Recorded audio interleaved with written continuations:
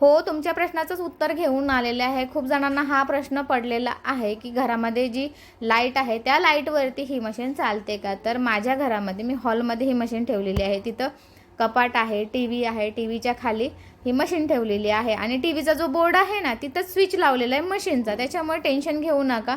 बिनधास्त ही मशीन घरामध्ये वापरा. सिंगल फेज मशीन आहे, त्यामुळे तुम्हाला काहीच अडचण येणार नाही.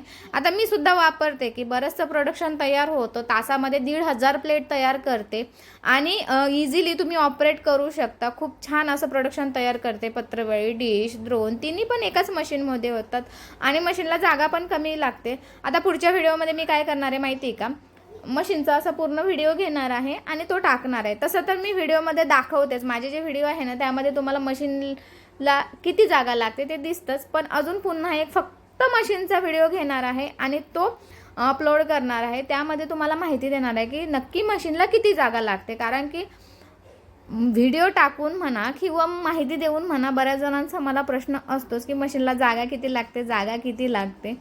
तर जास्त जागा लागत नाही. सिंगल फेज मशीन आहे, त्यामुळे इझिली तुम्ही घरामध्ये ही मशीन ऑपरेट करू शकता, जशी मी करते, आणि तुमचा घरगुती व्यवसाय चालू करू शकता. व्हिडिओ आवडल्यास लाईक आणि शेअर करायला विसरू नका. Thank you so much. Bye bye.